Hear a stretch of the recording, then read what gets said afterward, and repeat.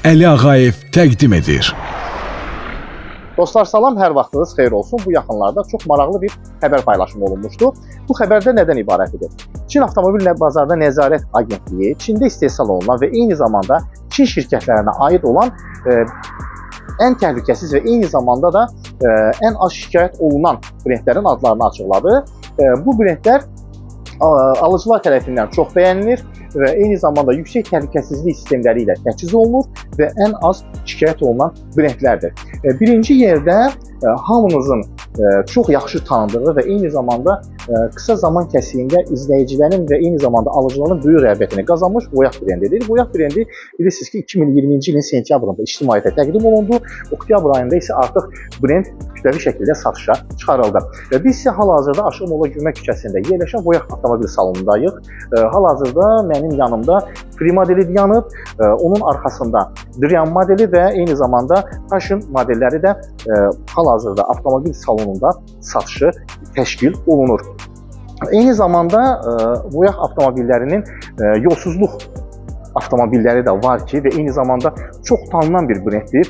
Əsl dinamik, aqressiv görünüşə malik, əsl yolsuzluq avtomobili olan M-Hero modelini də istəyirəm sizə təqdim edeyim. M-Hero modeli çox aqressiv bir görünüşə malikdir və eyni zamanda 1.5 turbo mühərrik 873 at gücünə malik bir mühərrikə sahibdir. M-Hero modelini də siz bu avtomobil salonuna gələrək həm avtomobillə yaxından tanış ola bilərsiniz, həm də test yürüyüşünə yazılaraq avtomobili test edə bilərsiniz. İndi isə gedirik siyahı üzrə ikinci yerdə qərarlaşan avtomobilin yanı. Amma bu hansı brenddir, bunu birazdan biləcəksiniz.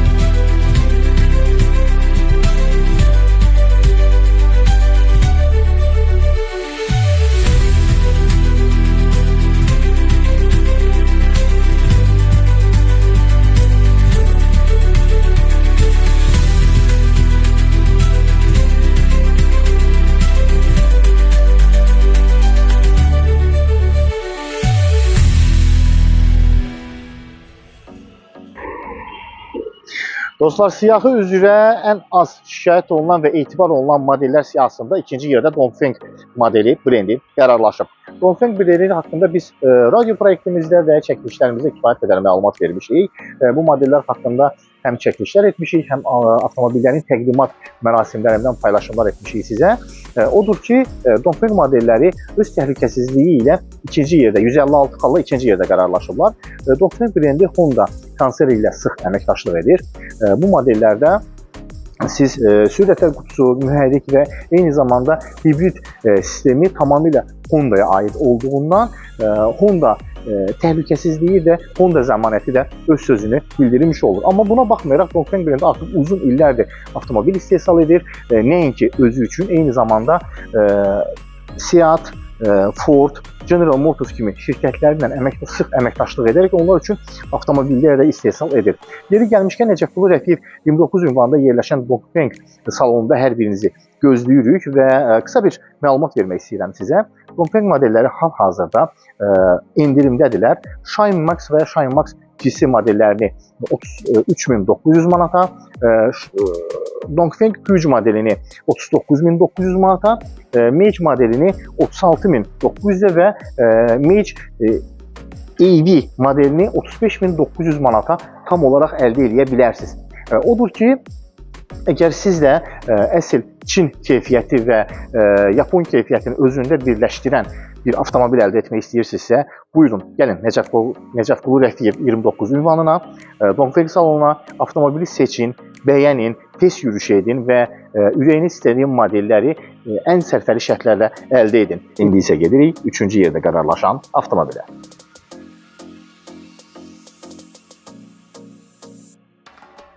Dostlar, 3-cü yerdə 157 xalla Volvo brendi durur. Bilirsiniz ki, Volvo brendi uzun illərdir həm dünya segmentində, həm də eləcə də Azərbaycan sənayesində, avtomobil sənayesində öz sözünü deyən və öz keyfiyyətini daima qoruyan brendlərdən biridir. Volvo brendi 1927-ci ildə ərsəyə gəlib və yarandığı gündən daima keyfiyyəti və insan təhlükəsizliyinə, sürücü təhlükəsizliyinə önəm verən şirkətlərdən biri olub. Buna görə də Volvo brendini özünün sırf həvəskarları var və sıradan avtomobil sürüm deyə Volvo alan şəxslər çox azdır. Nəyə görə bunu vurğulayıram? Çünki heç bir halda sıradan bir avtomobil alanlar Volvo brendinə üstünlük vermirlər. Yalnız Volvo'nun özünə dəyər verənlər və Volvo keyfiyyətinə və Volvo təcrübəsinə üstünlük verən şəxslər Volvo brendinə üstünlük verirlər. Volvo demişkən, Volvo 1927-ci ildə yaranıb, bayaq da vurğuladım bunu və 2010-cu ildə Volvo Geely avtokonserninə aiddir. 2010-cu ilə qədər Volvo'da üstünlüyü 20% pay sahibi Renault şirkətinə sahib idi, amma 2010-cu ildə Geely brendi tamamilə Volvo şirkətini alır, amma necə alır? Sadəcə olaraq Volvo şirkəti Geely avtokonserninə daxildir, amma yenə də İsveçrədə istehsal olunur. Avtomobilin demək olar bütün quruluşu, avtomobilin bütün dizaynı yalnız və yalnız İsveçrə mütəxəssisləri tərəfindən ərsəyə gəlir. Hal-hazırda biz Babək prospekti 61C ünvanında yerləşən Volvo şirkətinin salonundayıq. Gördüyünüz bu modellərin hər biri yeni bir modeldilər və plug-in hibriddirlər. Plug-in hibrid bilirsiniz ki, doldurula bilən bir mühərrikə sahibdir, batareyalara sahibdir, lityum batareyaları olur onda. Volvo'da artıq yeni nəsil avtomobillərin istehsalına təkan verib və bu avtomobilləri də salonda görüb, bəyənib əldə edə bilərsiniz. Avtomobillər demişkən, hal-hazırda qarşımda dayanan avtomobil S90-dır. Bu ənənəvi daxili yanma mühərrikinə sahib bir avtomobildir. Digər tərəfdə isə biz X30 modelini görürük ki, bu modeldə sırf elektrik avtomobilidir.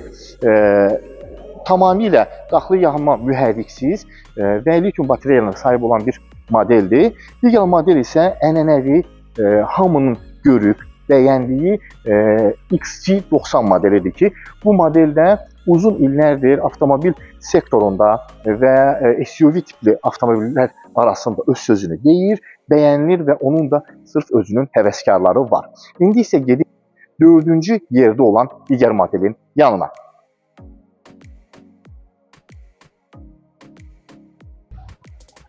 Dostlar, 4-cü yerdə GAC Motors gətirir. GAC Motors 2020-2021-ci illərdə Çində kifayət qədər avtomobil istehsal edən şirkətlər arasında 3-cü yerdə durur. Amma Çində hal-hazırda Çin avtokonsernində avtomobil istehlakçıları arasında 5-ci yerdə qərarlaşıb.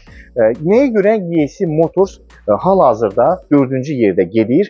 Bunu hal-hazırdakı videonu izləyəndən sonra özünüz də şahid olacaqsınız.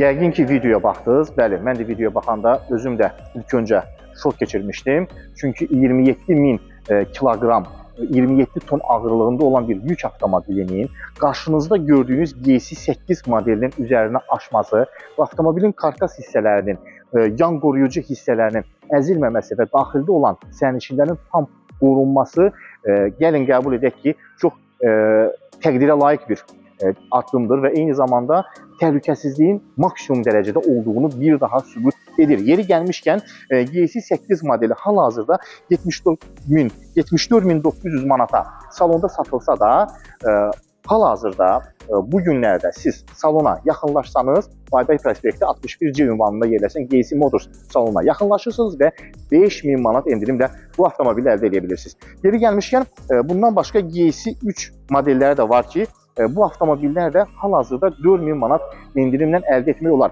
Avtomobilin qiyməti 39.900 manatdırsa, siz 4.000 manat endirimlə, yəni 36.900 manata, 35.900 manata avtomobili əldə edə bilirsiniz.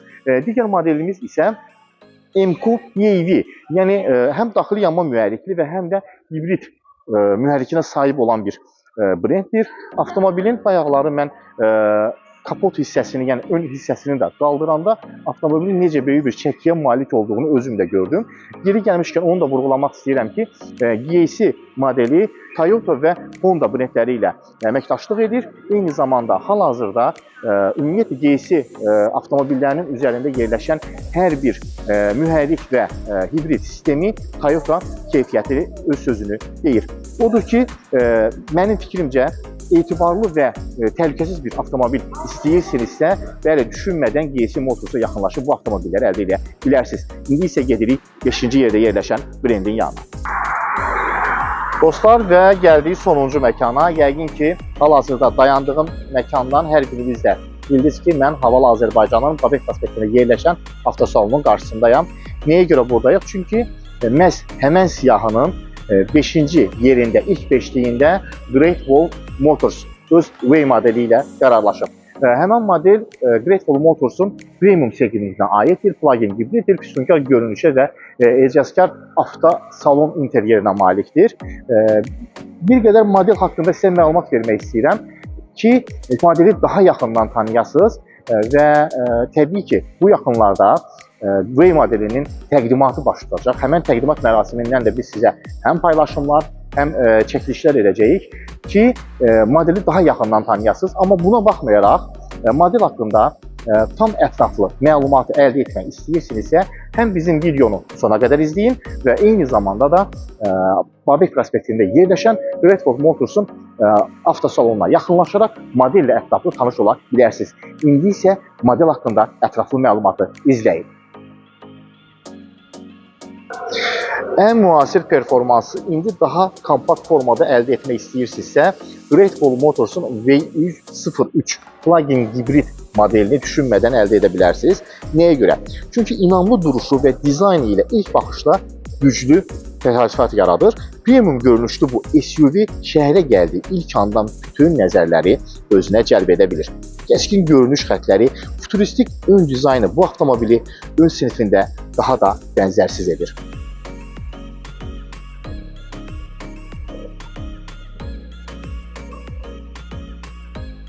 Great Wall Motors'un V03 modeli müstəsna interyer keyfiyyəti və göz oxşayan dizayn ilə təklif edilən bir avtomobildir. İçəri daxil olduğunuz andan bütün interyerdə istifadə olunan detallar yüksək keyfiyyətli materiallarla hazırlandığının özünüz şahidi olacaqsınız.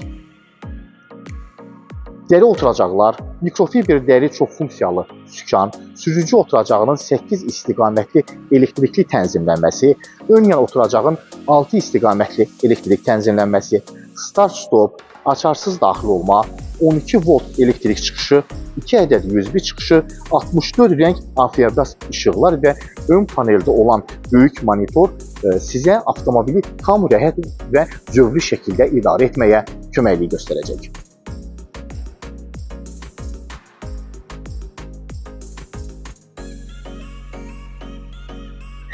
İndi isə istəyirəm avtomobilin texniki xüsusiyyətləri barədə bir qədər məlumat verim. Mühərriki 1.5 turbo plug-in hibriddir, 383 at gücüdür, DHT2 transmissiyaya sahibdir, tam ötürücülüdür, yanacaq sərfiyyatı 100 km cəmi 1 litrdir. tam şarjla elektrik rejimində qət edilən məsafə 130 kilometrdir.